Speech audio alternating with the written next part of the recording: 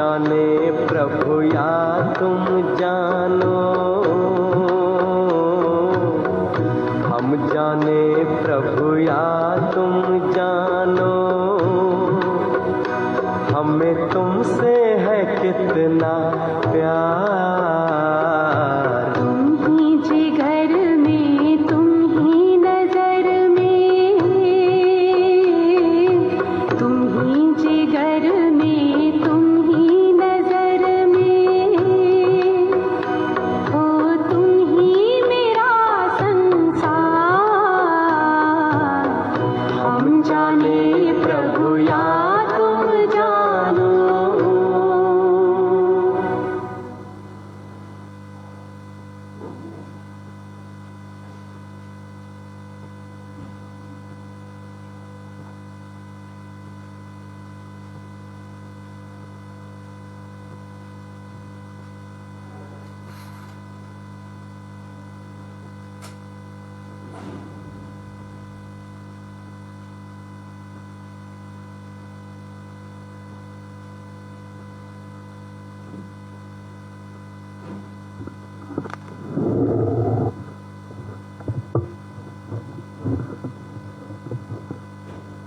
Om Shanti. Om Shanti. Om Shanti. Good morning. सद्गुरुवार की सभी को बहुत बहुत बधाई।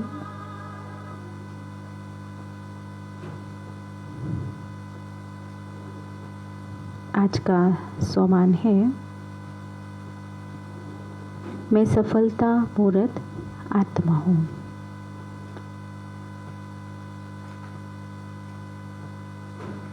मैं सफलता मूर्त आत्मा हूँ। सभी का स्वागत है गॉडली लाइफ पर। मीठी मुरली सेशन हम सभी सुनेंगे। बाप दादा मधुबन भगवान हमारा टीचर है। इस संगम युग पर हम संगम युग में खड़े हैं।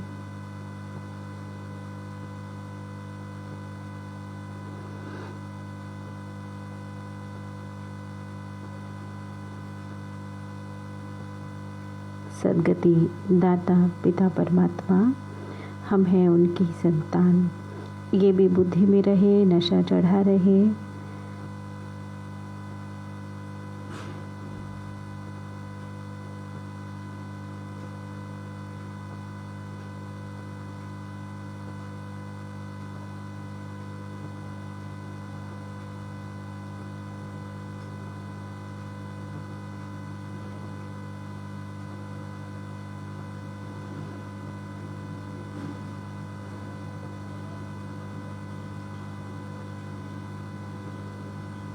आइए सुनते हैं आज की साकार मीठी मुरली। मुरली के पश्चात हम सभी भोग संदेश भी सुनेंगे, तो सभी उपस्थित रहें। ज़्यादा से ज़्यादा आप भाई बहनों को शेयर कर लें, इनवाइट करें क्लास पर, ताकि सभी तक बाबा का संदेश भी पहुंच जाए। आज के समय अनुसार बहुत ही ज़रूरी और आवश्यक है कि भगवान का संदेश हम सुने। संदेशी बहन जो संदेश लाती हैं, भोग लेकर वतन में जाती हैं, तो सभी उपस्थित रहें और बाबा का संदेश ज़रूर सुनेंगे।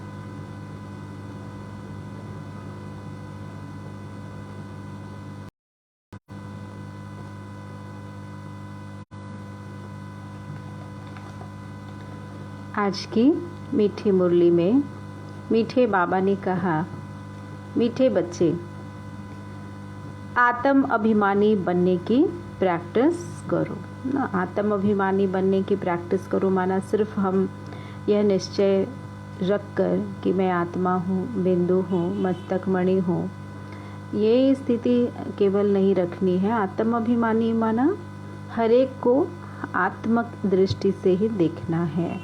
उन आत्मा के और अपने गुणों को स्मृति में रखकर ही कर्म क्षेत्र पर रहना है। पूरा पूरा दिन बाबा की याद रहे, स्मृति रहे और स्व की स्मृति रहे तो श्रेष्ठ स्थिति बन जाएगी। उसको कहते हैं आत्मिक स्थिति। बाबा ने कहा आत्मिक स्थिति, आत्म अभिमानी बनने की प्रैक्टिस करो। जितना आत्म अभिमानी बनेंगे उतना बाप से लव रहेगा। प्रश्न है आज का मुरली से, देही अभिमानी बच्चों में कौन सा अक्ल सहज ही आ जाता है? उत्तर में कहा कौन सा अक्ल आ जाता है सहज ही? अपने से बड़ों का रिगार्ड कैसे रखें, यह अक्ल देही अभिमानी बच्चों में आ जाता है। अभिमानी तो एकदम मुर्दा बना देते हैं, बाप को याद ही नहीं करते, अपनों से बड़ों का रिगार्ड भी नहीं करते, बाप को याद भी नहीं करते। अगर देही अभिमानी रहें तो बहुत खुशी हो, धारणा भी अच्छी होंगी, विकर्म भी विनाश हो और बड़ों का रिगार्ड भी रखें। जो सच्चे दिल वाले हैं वह समझते हैं कि हम कितना समय देही अभिमानी रह बाप को याद करते हैं। गीत है न वो हमसे जुदा होंगे न उल्फत दिल से निकलेगी। ओम शांति। यह किसने कहा? न वो हमसे जुदा होंगे न उल्फत दिल से निकलेगी, यह किसने कहा? आत्मा ने कहा, क्योंकि तुम बच्चे अब आत्म अभिमानी बन रहे हो। इसमें ड्रामा प्लान अनुसार आधा कल्प हम देह भान में रहे हैं, अभी आधा कल्प तुम आत्म अभिमानी बनते हो। अभी इस समय संगम पर और फिर सतयुग त्रेता में आत्म अभिमानी। अभी तुमको आत्म अभिमानी बनने की प्रैक्टिस करनी पड़े। बाबा घड़ी घड़ी बच्चों को कहते हैं अशरीरी भव आत्म अभिमानी भव। तुम बच्चे सामने बैठे हो और सब तो दूर बैठे हैं, यह जानते हैं कि हमको आत्म अभिमानी बन बाप को याद करना है। कौन जानते हैं? हम बच्चे जो भगवान से पढ़ने वाले बच्चे हैं वो जानते हैं कि हमें आत्म अभिमानी बनना है और बाप को याद करना है। बाप की श्रीमत है और श्रीमत पर चलना है। इसको कहा जाता है श्रेष्ठ से श्रेष्ठ मत। बाप के साथ बहुत लव होना चाहिए। अभी बाप कहते हैं देह सहित देह के सब संबंधों को छोड़ो। आत्म अभिमानी बनने की बहुत बहुत प्रैक्टिस करनी है। शरीर तो विनाश होना है, आत्मा है अविनाशी। विनाशी शरीर को याद करने के कारण आत्मा को भूल बैठे हैं। यह भी बच्चों को समझाया जाता है कि आत्मा क्या चीज़ है। कहते भी हैं कि आत्मा छोटी स्टार मिसल है, इन आँखों से देखने में नहीं आती है, इनको दिव्य दृष्टि बगैर देख नहीं जा सकता। दिव्य दृष्टि के बगैर देखा नहीं जा सकता। आत्मा को देखने की कोशिश बहुत करते हैं परंतु देख नहीं सकते। कोई दिव्य दृष्टि से देखते भी हैं तो वह समझ नहीं सकते कि यह क्या चीज़ है। बड़ी चीज़ तो है नहीं। आत्मा बिल्कुल छोटी सी स्टार मिसल है। कितनी छोटी बिंदी है। यह बातें किसी की बुद्धि में बैठना बड़ा मुश्किल है, क्योंकि आधा कल्प से दया अभिमान में रहे हैं। बाप समझाते हैं तुम अपने को आत्म निश्चय करो। बाबा बार बार स्मृति दिलाते हैं, रिपीट याद कराते हैं। रोज की मुरली रोज बाबा हम बच्चों को बार बार रिपीट कराते कि स्वयं को आत्म निश्चय कर एक ईश्वर को याद करना है। बाबा में ही मन बुद्धि रहे, इधर उधर व्यर्थ में ना जाए। किसी भी देहधारी मनुष्य में बुद्धि का रग अटके नहीं। तो बाबा बार बार याद दिलाते हैं पिंड माना शरीर जब तैयार होता है फिर छोटी सी आत्मा इसमें प्रवेश करती है, चैतन्य आती है। आत्मा भी सत्य है, चैतन्य है, तो परमात्मा भी सत्य और चैतन्य है। परमात्मा है वह कोई बड़ी चीज नहीं, वो भी बिंदी रूप है ना। आत्मा भी छोटी है। जैसे इनमें सारा ज्ञान है वैसे तुम्हारी आत्मा में भी सारा ज्ञान है। इतनी छोटी आत्मा में सारा ज्ञान, यह वंडर है ना, बड़ा वंडर है ये। परंतु बच्चे घड़ी घड़ी बातें भूल जाते और देह अभिमान में आ जाते हैं। अभी तुम आत्माएं इन शरीर द्वारा विश्व के मालिक बनते हो, अर्थात गॉड गॉडेस बनते हो। बनेंगे कैसे? एक ही श्रीमत को फॉलो करेंगे, देही अभिमानी बनेंगे, एक बाप को याद करेंगे। बाप तो है गॉड फादर, परंतु भारत में इन श्री लक्ष्मी नारायण को गॉड गॉडेस कहते हैं, क्योंकि इम्तिहान को बहुत ऊंचे, क्योंकि लक्ष्मी नारायण को भारत में गॉड गॉडेस कहते हैं, क्योंकि इन्हों को बहुत ऊंचा बनाने वाला बाप है ना, वो ही बनाते हैं। इन नॉलेज से देखो क्या बन जाते हैं, इस राजयोग से क्या बन जाते हैं, राजा योग प्राप्त कर लेते हैं। जो अच्छी रीति पढ़ाई पढ़कर इम्तिहान में पास होते हैं वह कमाई भी अच्छी करते हैं। जैसे दुनिया में कोई ब्यूटीफुल होता है तो उसको बहुत इनाम देते हैं। बाबा याद दिला रहा है कि देह की भी देखभाल करने से इनाम मिल जाता है। तो फिर जब हम आत्माभिमानी होकर रहेंगे तो विश्व राज्य अधिकारी बनेंगे ना। सोच रहे बाबा ने आज मिस ब्यूटीफुल कहा, फिर कहते हैं ना उनको फिर टाइटल मिल जाती है, मिस इंडिया, मिस अमेरिका। तो शरीर के साथ वे लोग कितना मेहनत करते हैं मेंटेनेंस करने में। सतयुग में तो नेचुरल ब्यूटी होगी, वहाँ पे ऐसे मेंटेन नहीं करना होगा अपने डाइट को, अपने फूड हैबिट्स को, अपने सोने को, अपने एक्सरसाइज को। वहाँ तो नेचुरल ही ब्यूटी होगी। क्यों होगी? यहाँ तो आत्मा भी पतित, शरीर भी पतित मिलता है। वहाँ नेचुरली ब्यूटीफुल क्योंकि 100% प्योरिटी है। कशिश करने वाली ब्यूटी होगी। शतो प्रधान प्रकृति से शरीर बनते हैं, वह कितना खींचते हैं। अभी देखो फोटो से भी, मूर्तियों से भी, जो मनुष्य बनाता है, फोटो भी जो यहाँ का चित्रकार बनाता है, पेंटर बनाता है, आर्टिस्ट बनाता है, उसमें भी भले वो इंसान जो बनाने वाला मनुष्य है वो आत्मा है तमो प्रधान, पर उसके भाव कितने ऊंचे होते हैं कि आज भी जब मनुष्य उन देवी देवताओं के चित्रों के आगे मूर्तियों के आगे जाता है तो भाव विभोर हो जाता है। उसको उतनी ही प्राप्ति और उतना रस मिलता है ना, आकर्षण मिलता है। ईश्वर के, देवियों की मूर्ति के सामने, चित्रों के सामने जाते हैं तो वो भाव विहीन हो जाते हैं ना। कई के तो आंसू आने लगते हैं, जैसे देवी देवता से वो बात कर रहे हों, अपना मन हल्का कर रहे हों। तो बाबा कहते चित्र भी कितने खींचते हैं, वह भी कोई एक्यूरेट चित्र नहीं बनते हैं। वहाँ तो है ही सतो प्रधान, तो नेचुरल ब्यूटी रहती है सतयुग में। यह सब बाबा समझाते हैं। वह लोग गाते हैं हे पतित पावन, परंतु समझते कुछ नहीं। वो तो अनेकों को ईश्वर समझ लेते ना, मनुष्य को भी आत्मा से परमात्मा कर लेते।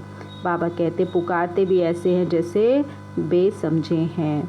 हे भगवान दया करो, रहम करो, कृपा करो, करुणा निधान, इतने अर्थों से पुकारते हैं, परंतु भगवान क्या चीज़ है ज़रा भी मालूम नहीं। ज्ञान अंधकार में है, बाप को जानना तो रचना को भी जाने। इसलिए ऋषि मुनि आदि सब नेति नेति कर देते हैं। यह तो बिल्कुल ठीक है, रचता और रचना को कोई जानते नहीं। अगर जान जाए तो विश्व के मालिक बन जाए ना, वो तो संसार को छोड़कर जंगल में, पहाड़ों पर चले जाते हैं। तो ऐसे ही उनका जीवन तो ऊंचा हो जाता है। अगर भगवान को भी वो ही जान ले तो फिर हमारा नंबर कब आए? साधारण बच्चे जो भगवान के प्यारे बच्चे, उनका नंबर कब आएगा? तो उनका रोल अलग, हमारा अलग। बाबा कहते अभी तुम समझते हो इन श्री लक्ष्मी नारायण को भी ऐसा बनाने वाला बाप है।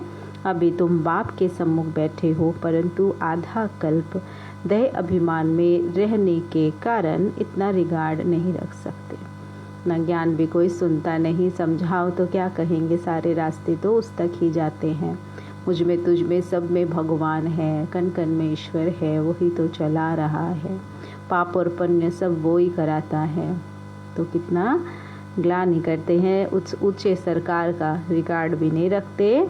आत्म अभिमानी बनते ही नहीं, देही अभिमानी बनने से दिन प्रतिदिन तुम्हारा रिगार्ड बढ़ता जाएगा ना। वो तो नहीं बनते पर हम बन रहे हैं। जब पूरी देही अभिमानी बनेंगे रिगार्ड भी रखेंगे। अवस्था कैसी हो जाएगी? अवस्था सुधरती जाएगी, खुशी भी रहेगी। नंबरवार तो होता है ना, जैसे बाप तुमको समझाते तुम भी औरों को युक्ति बताते जाओ कि अपने को आत्मा समझो। अब तुम्हारा 84 का चक्र पूरा हुआ, अब वापस चलना है। हम आत्मा घर से यहाँ आकर शरीर धारण कर पाठ बजा रही हैं। यहाँ कितने जन्म लिए वह भी बुद्धि में नॉलेज है।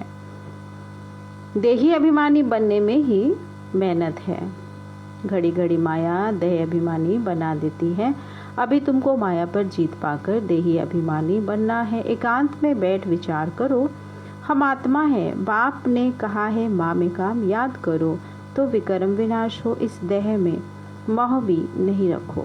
हम आत्मा अविनाशी हैं और ये देह हमारा वस्त्र है। हम मालिक हैं ना इन कर्मेंद्रियों के, ना इस शरीर द्वारा पाठ करने वाले हैं और हम अभी लास्ट में खड़े हैं। तो बाबा कहता है विदेही बनो, अशरीरी अवस्था की प्रैक्टिस करो ना। किसको देखना? आत्मा भाई को देखना है।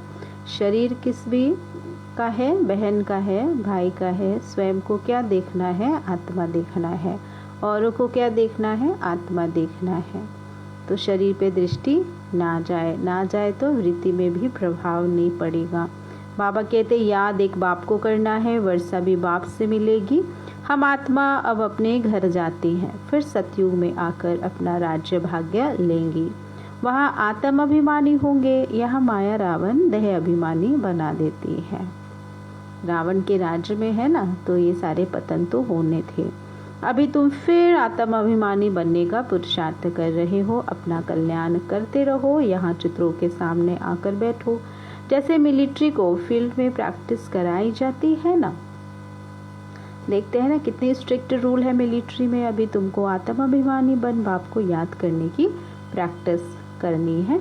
बाप कहते हैं तुम मेरे बच्चे हो ना, हैं बाबा के बच्चे सब हैं। बाबा पूछते हैं तुम मेरे बच्चे हो ना, है ना बाबा?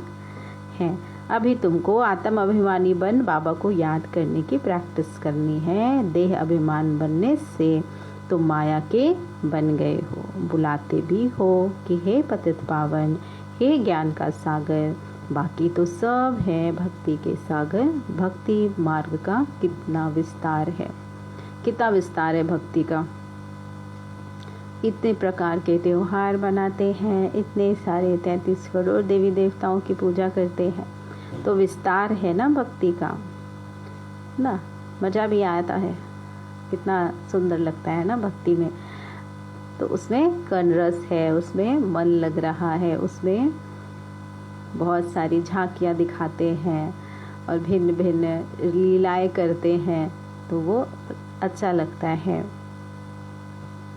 बाप आते हैं झूठी दुनिया में, सो भी साधारण रूप में ड्रामा में नूंदाई ऐसा है। पतित शरीर में ही बाप आते हैं। श्री लक्ष्मी नारायण के शरीर में थोड़े आएंगे, उन्हों को तो राज्य भाग्य मिला हुआ है, तो उसमें कैसे आऊँ? मुझे साधारण रूप में पहचानते नहीं, पुकारते हैं, परंतु यह समझते थोड़े ही हैं कि वह भी ज़रूर कोई शरीर में आएगा। समझते हैं उनका जन्म होगा, कोई धरती डोलेगी या कोई आंधी तूफान आएगा, सागर लहरें मारेगी, है ना। जैसे कृष्ण के जन्म का व्याख्यान किया, कैसे दिखाया, रात्रि 12 बजे कारावास में जन्म हुआ। भक्ति में कितना उसको विस्तार किया कि समुद्र उछाल खा रहा था।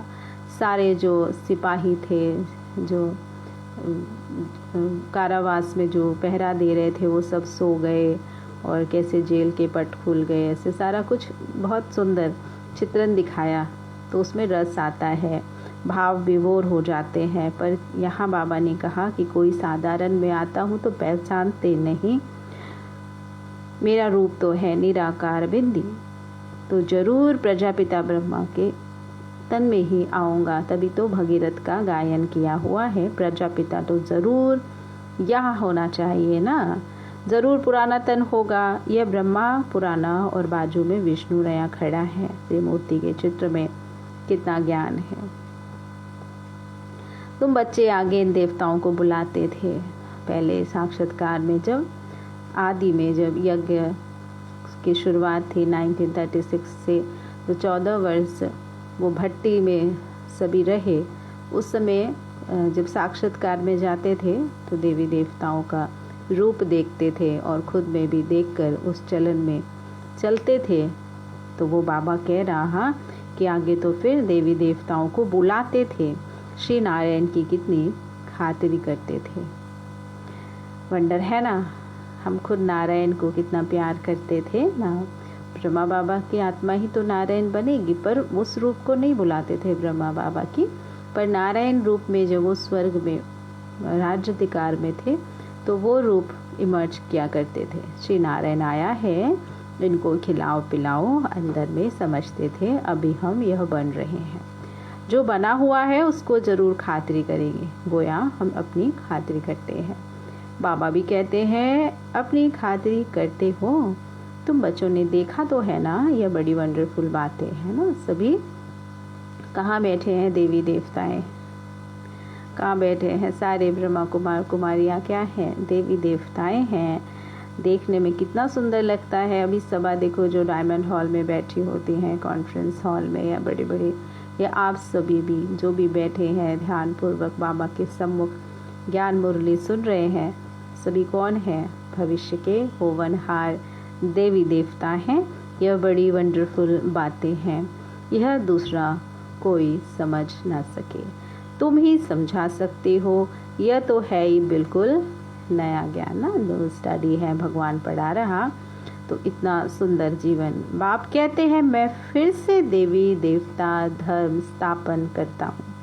आदि में है देवी देवता का राज्य, मध्य में है रावण राज्य, अंत अभी अंत है। अंत में तो बाप खुद आते हैं। अभी बच्चे तुम आदि मध्य अंत को जान गए हो।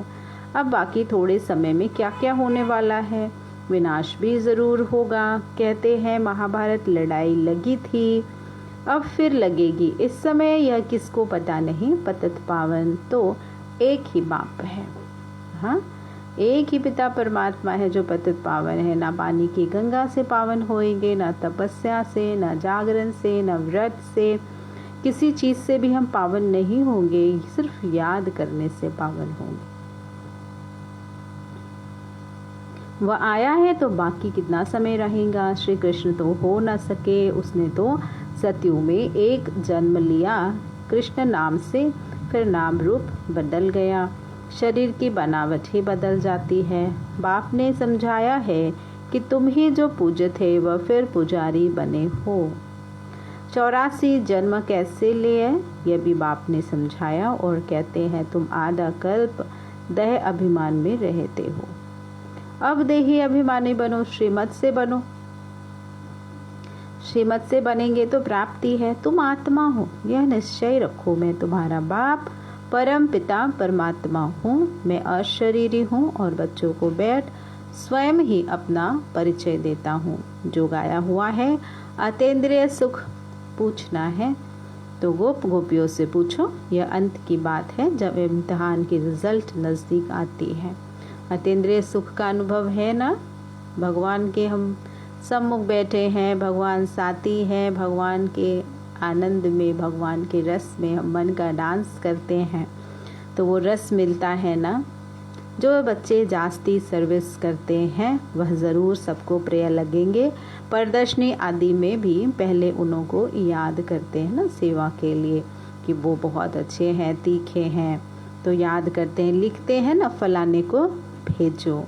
इसका मतलब खुद समझते हैं हम, यह हमसे होशियार हैं, हाँ, और अच्छा सेवा करेंगे, होशियार हैं, परंतु देह अभिमान बहुत है। हमारा बड़ा भाई अथवा बहन है तो फिर उनको रिगार्ड भी देना चाहिए, हाँ, जो आगे जाए उनका रिगार्ड भी करना चाहिए। ऐसा कभी नहीं कहना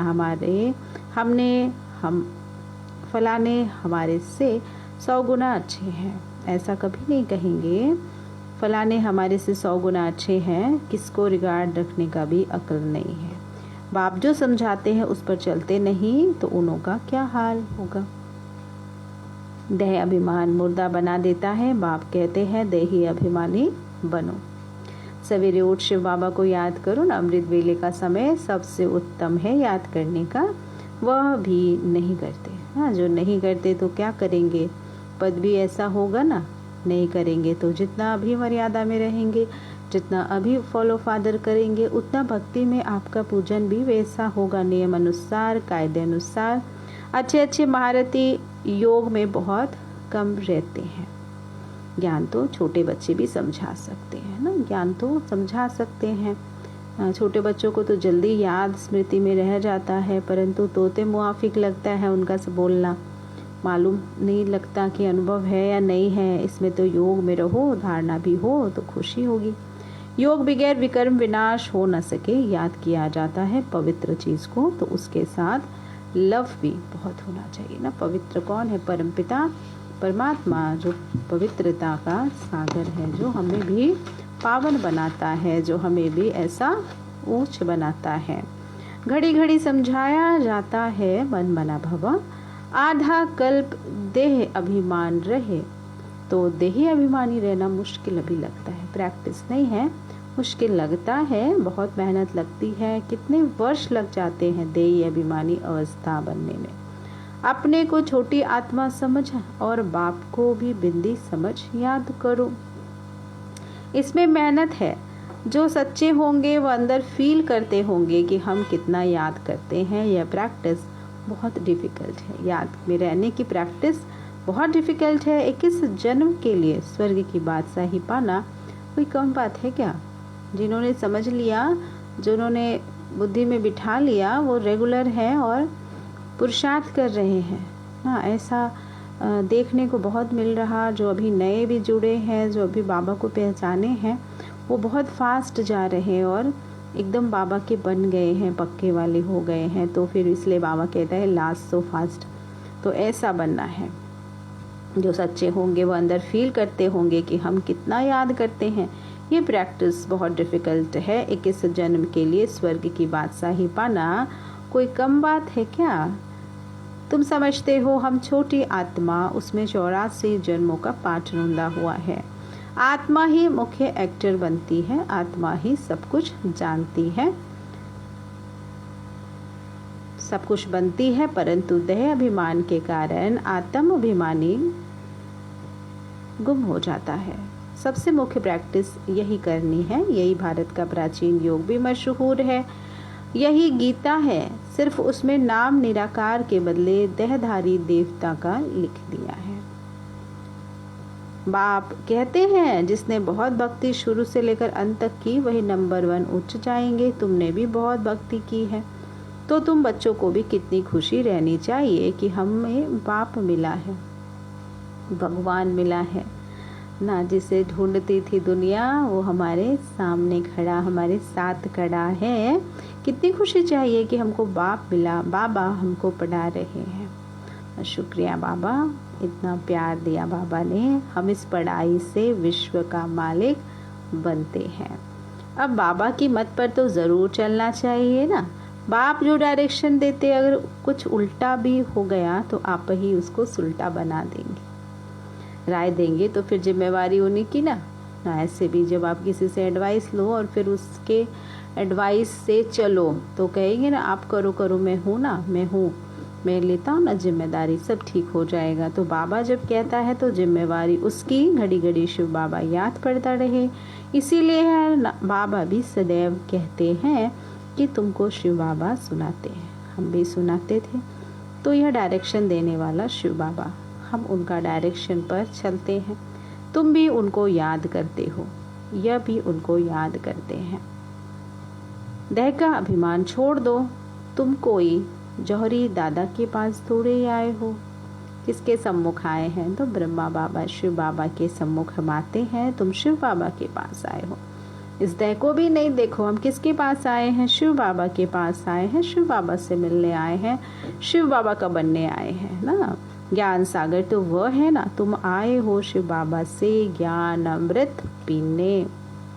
अभी भी ज्ञान अमृत पीते रहते हो। रोज पीते हैं? कितनी बार? 1 बार, 2 बार, 4 बार, 5 बार? कितनी बार पीते हैं ज्ञान अमृत? ज्ञान पान करते सारा दिन। तो बाबा के ज्ञान मुरली बार बार सुनो। बाबा कहते हैं रोज रोज ज्ञान सागर बाबा सुनाते रहते हैं, उनको ही याद करना है। बाप ऐसा नहीं कहते कि भक्ति छोड़ो। जब ज्ञान की प्रकाष्ठा आएगी तो आप ही समझेंगे कि यह भक्ति और यह ज्ञान है। भक्ति छोड़ने की या भक्ति की निंदा नहीं करते या भक्ति की ग्लानि की कोई बात नहीं। समझाने के लिए, स्पष्ट करने के लिए हमें कुछ बोलना पड़ता है। कुछ बाबा कहता है स्पष्ट करके समझाओ, तो इसमें कोई ग्लानि की बात नहीं पाना। दोनों डिफरेंट चीज़ है, भक्ति और ज्ञान। आधा कल्प तुमने भक्ति की, वापस तो कोई गया नहीं, ले जाने वाला तो एक ही बाप है। अच्छा, मीठे मीठे सिके लधे बच्चों प्रति माता पिता बाप दादा का याद प्यार और गुड मॉर्निंग। रूहानी बाप की रूहानी बच्चों को नमस्ते। हम रूहानी बच्चों की रूहानी बाप दादा को याद प्यार, गुड मॉर्निंग और नमस्ते बाबा, नमस्ते। शुक्रिया बाबा, शुक्रिया पद्मा पदम, शुक्रिया बाबा। आज की मुरली से, मीठे बाबा की मुरली से धारणा के लिए मुख्य सार है। पहला, बाप जो राय देते हैं उसे शिव बाबा की श्रीमत समझ चलना, ज्ञान अमृत पीना और पिलाना है। दूसरी पॉइंट है, सबको रिगार्ड देते हुए सर्विस पर तत्पर रहना है। दया अभिमान छोड़ देही अभिमानी रहने की प्रैक्टिस करनी है। आज का वरदान है, सतगुरु बाप टीचर बन हमें पढ़ा रहा और वरदान दे रहे हैं। बालक और मालिक पने के बैलेंस द्वारा युक्ति युक्त चलने वाले सफलता मूर्त भव। बालक और मालिक पने के बैलेंस द्वारा युक्ति युक्त चलने वाले सफलता मूर्त भव। जितना हो सके सर्विस के संबंध में बालकपना, अपने पुरुषार्थ की स्थिति में मालिकपना, संपर्क और सर्विस में बालकपना, याद की यात्रा और मंथन करने में मालिकपना, साथियों और संगठन में बालकपना और व्यक्तिगत में मालिकपना। इस बैलेंस से चलना ही युक्ति युक्त है। इसे सहज ही हर कार्य में सफलता प्राप्त होती है, स्थिति एक रस रहती है और सहज ही सर्व के स्नेही बन जाते हैं। स्लोगन है, सोचना और करना समान हो तब कहेंगे विल पावर वाली शक्तिशाली आत्मा। सोचना और करना समान हो तब कहेंगे विल पावर वाली शक्तिशाली आत्मा। अच्छा, ओम शांति। शुक्रिया बाबा, प्यारे बाबा, मीठे बाबा, आपका बहुत बहुत शुक्रिया। आज की मीठी मुरली में मीठे बाबा ने कहा, मीठे बच्चे आत्म अभिमानी बनने की प्रैक्टिस करो। जितना आत्म अभिमानी बनेंगे उतना बाप से लव रहेगा, लवलीन रहेंगे, बाबा के समीप रहेंगे। शांति सागर, शांति का संसार बसाने आया, तो हम सब शांति दूत फरिश्ते हैं। पूरे विश्व को, पूरी धरा को सुखमय बनाने का बाबा ने बच्चों को जिम्मेवार बनाया है, जिम्मेदारी दी है ना बाबा ने। तो पहले स्व फिर संसार। अच्छा, ओम शांति। सद्गुरुवार की सभी को बहुत बहुत बधाई। आइए चलिए वतन में हम सभी बाबा के पास अपने अपने स्थानों से भोग लेकर सूक्ष्म में संकल्पों से भरेंगे उड़ान। इसके बाद हम सभी सुनेंगे भोग संदेश। तो कोई भी लाइव छोड़कर नहीं जाएंगे, क्लास से लाइव छोड़कर नहीं जाएंगे।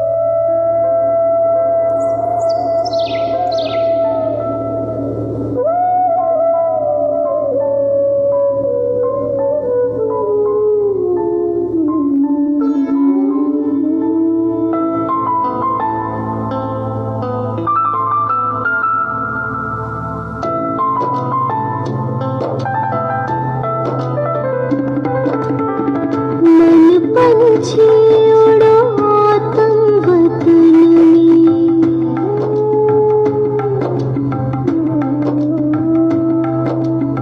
मन पंछी उड़ो तुम वतन में, पहन फरिश्तों वाला चोला, मन मना भव मामी तुम तार, मन मना भव मामी तुम तार, जोड़ लो करो शिव का दीदार, अपने वहाँ घर के आंगन में, मन पंछी उड़ो तुम वतन में।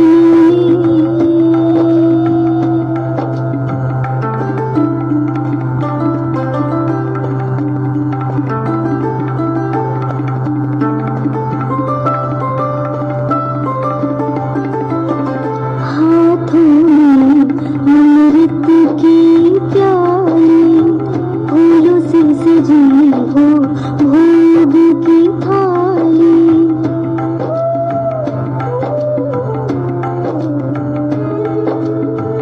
हाथों में अमृत की प्याली, फूलों से सजी हो भोग की थाली, आज मनाओ सतगुरुवार, आज मनाओ सतगुरुवार,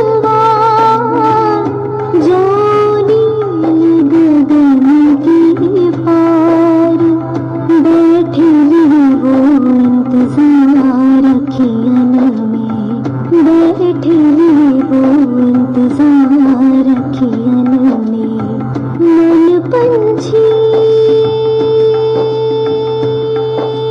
हो।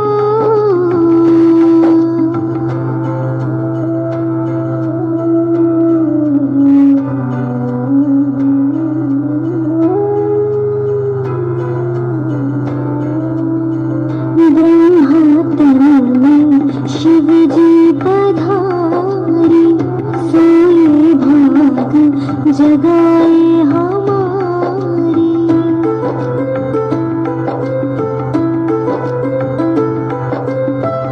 ब्रह्मातन में शिव जी पधारे, सोए भाग जगाए हमारे, सागर है वो खोले अमृत का द्वार, सागर है वो खोले अमृत का द्वार, भर लाना वो सागर अपार, झपके न पलके उस क्षण मिलन में, झपके न पलके उस क्षण मिलन में, मन पंछी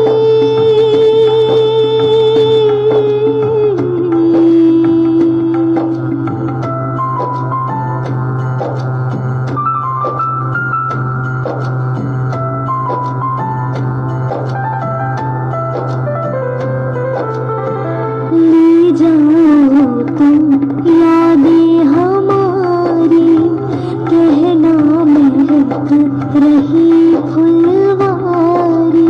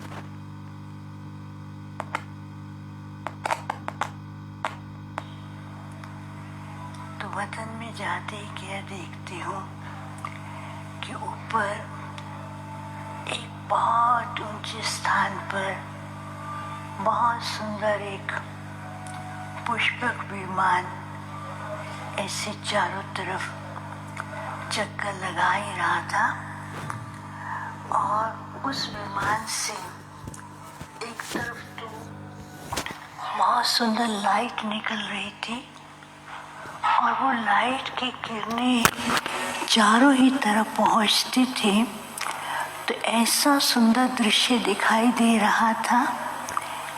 और दूसरी तरफ एक ऐसी लाइट की किरण निकल रही थी, उस किरण से जैसे ऊपर से लाइट के ही हीरे मोती गिर रहे हों और हीरे मोतियों से चारों ही तरफ वो सजा हुआ दिखाई दे रहा था। कुछ सेकंड तक मैं वो दृश्य देख ही रही थी और थोड़े टाइम के बाद देखती हूँ कि बहुत सारे लोग खड़े हैं और वो ऊपर के पुष्पक विमान को बहुत ध्यान से देख रहे हैं। जैसे वो देखते हैं तो उनके ऊपर वो जो लाइट की किरणें आ रही थी, तो वो लाइट की किरणों से ही उनकी झोली भर जाती। उनको लगता है कि हमारे पास ये हीरे मोती कहाँ से आ रहे हैं। और दूसरी तरफ देखा कि वो लाइट से चारों ही तरफ सुंदर सुंदर हरियाली और सुंदर सुंदर ऐसे दृश्य दिखाई दे रहे थे।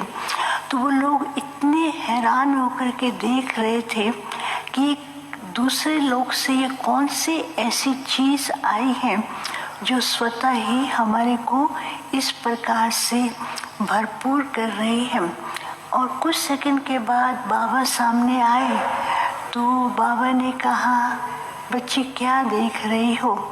मैंने कहा, बाबा आज तो ये पहली बार इस प्रकार का पुष्पक विमान देख रही हूँ जिससे इतनी किरणें भी निकल रही हैं और उस लाइट से ऐसे हीरे मोती चमकते हुए दिखाई दे रहे हैं। तो बाबा मुस्कुराने लगे। बाबा ने कहा, देखो बच्ची, सामने देखो। तो सामने क्या देखती हूँ कि अनेक प्रकार के भगत खड़े थे और साथ साथ कई साइंटिस्ट खड़े थे। कोई ऐसे लोग भी खड़े थे जिनको अपनी मनोकामनाएं पूर्ण करनी थी, तो ऐसे सब हाथ जोड़ करके खड़े थे। और साइंटिस्ट जो है वो बहुत हैरानी से देख रहे थे और उनको लगता था कि आज ये आकाश के अंदर नया सितारा और आकाश के अंदर इस प्रकार की लाइट जो आ रही है ये कोई विशेष है। तो उस पे उनका ध्यान जा रहा था। तो कुछ सेकंड के बाद बाबा ने कहा, बच्चों को क्यों आज आप ये दृश्य दिखा रहे हैं? बाबा कहते हैं कि बच्चे अभी फरिश्ता बन कर के सारे विश्व के सामने ऐसा चक्र लगाएं, क्योंकि साइंटिस्ट भी ऐसी खोज के अंदर हैं कि विश्व को परिवर्तन करने और ऐसी शक्ति की खोज में है जिससे मनुष्य के सामने हर प्रकार के सुख सुविधा के साधन ऑटोमेटिकली आए और भगत जो हैं वो अपनी मनोकामना पूर्ण करने के लिए प्रार्थना करते हैं। और आम व्यक्ति जो है वो दुखी है, जीवन के अंदर कई प्रकार की प्राप्तियां करना चाहता है। तो अभी बच्चों को क्या करना है? तो बाबा पूछ रहे थे, बच्चों को क्या करना है? मैं तो शांत रही। बाबा ने कहा, बच्चों को एक तो समय अनुसार अपनी स्थिति को उपराम और ऊंची स्टेज पर ले जाना है। जैसे ही ऊंची स्टेज पर लेकर के जाएंगे तो सारे विश्व का दृश्य उनके सामने आएगा। तो उस समय बाबा ने क्या किया, एक बहुत सुंदर विमान था, जैसे ढेर बच्चे थे, सबको बाबा ने उसमें बिठाया और जैसे ही बिठाया उसका बटन था, तो बटन दिखाया बेहद की उपराम स्थिति। तो जैसे उस बटन को दबाते थे तो वो पुष्पक विमान ऊपर की ओर उड़ा, और ऊपर की ओर उड़ते ही तो ऐसे ही चारों ही तरफ उस विमान में अनेक प्रकार के बहुत सुंदर सुंदर अनुभूतियाँ और अनेक प्रकार के खजाने ऑटोमेटिकली भरते ही जा रहे थे। तो बाबा ने कहा जैसे ही बच्चे बेहद की उपराम स्थिति में स्थित होंगे तो इनकी स्टेज जो है ऊपर की ओर जाएगी, ऊंची स्टेज बनेगी, और उस स्टेज के साथ साथ बाप के द्वारा बच्चों को जो प्राप्तियां हुई हैं, जो वरदान मिले हैं, जो शक्तियां मिली हैं, उसका भी विशेष अनुभव करते हुए बच्चे उन शक्तियों और वरदानों के द्वारा दूसरों को भी लाभ पहुंचा सकेंगे।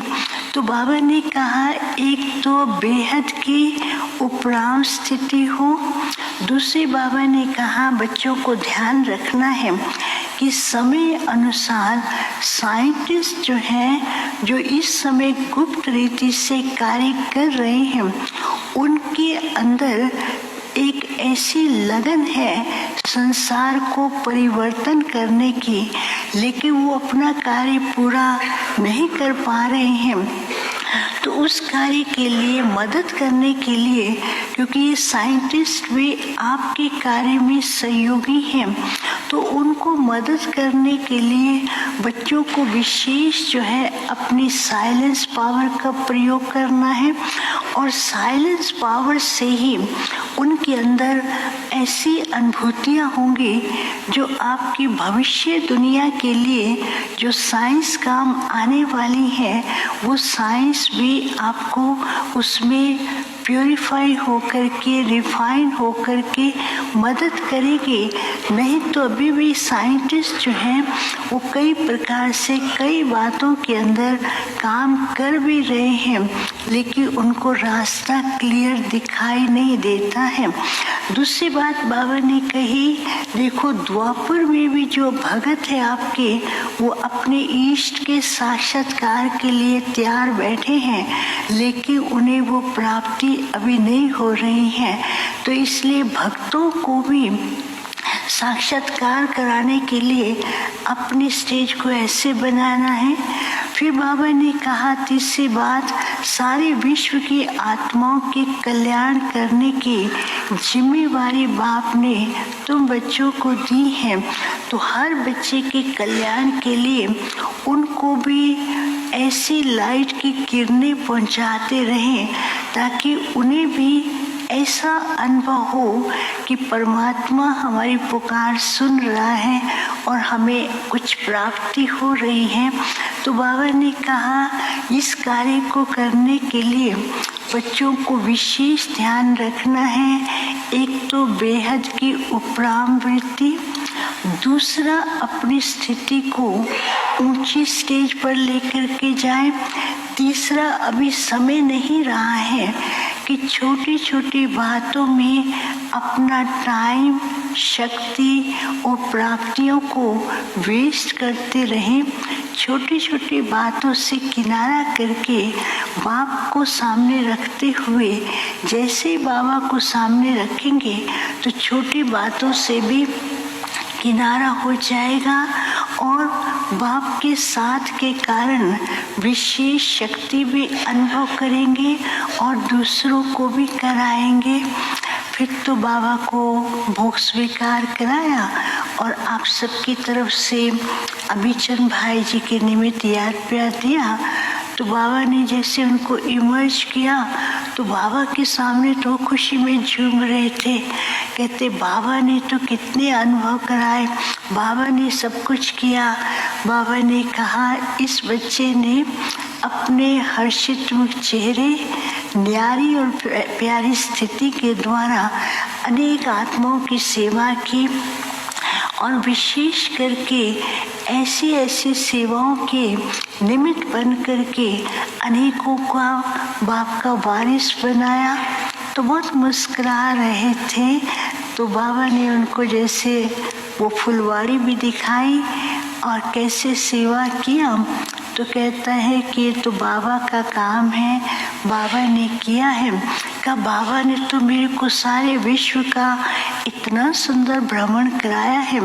अभी भी विश्व की आत्माएं किस प्रकार से भगवान से प्रार्थना कर रही हैं वो भी बाबा ने मुझे दिखाया। और अभी नया किस तरह से ये कार्य चल रहा है और परिवर्तन का कार्य कितना तीव्र गति से चल रहा है वो भी बाबा अनुभव कराते हैं। तो बाबा ने कहा ऐसे सेवा की जो फाउंडेशन है, जो आधार मूर्त बने हैं, ये भी एडवांस पार्टी के अंदर अनेक प्रकार की सेवाओं में सहयोगी हैं। फिर सबको मधुबन वरिष्ठ दादियाँ, भाई और सभी भाई बहनों को विशेष करके पंजाब, हरियाणा, हिमाचल प्रदेश, जम्मू कश्मीर और पूरे भारत विदेश के भाई बहनों को बहुत याद दिया और कहा बाबा के स्नेह में उड़ रहे हैं और उड़ते रहे और दूसरों को भी वो अनुभव कराते रहे। फिर सबको याद दिया और मैं वापस आ गई। ओम शांति।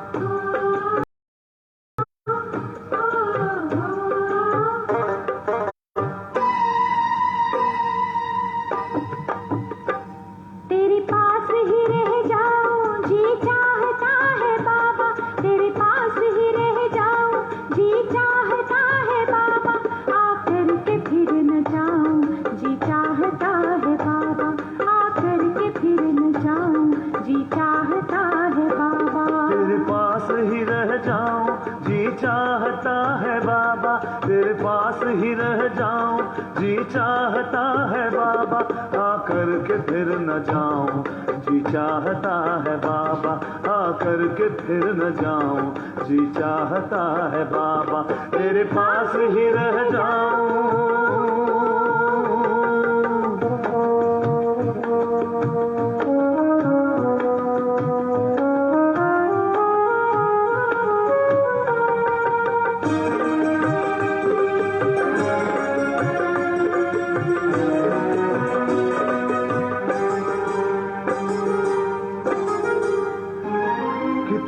सुखद है शीतल पलकों की छत्र छाया, कितनी सुखद है शीतल पलकों की छत्र छाया, आंखों में बस के तेरे क्या सुख नहीं जो पाया, आंखों में बस के तेरे क्या सुख नहीं जो पाया, आंखों में बस के तेरे क्या सुख नहीं जो पाया, यादों में समा जाऊं, यादों में समा जाऊं, जी चाहता है बाबा, यादों में समा जाऊं, जी चाहता है बाबा, आकर के फिर न जाऊं, जी चाहता है बाबा, आकर के फिर न जाऊं, जी चाहता है बाबा, तेरे पास ही रह जाऊं।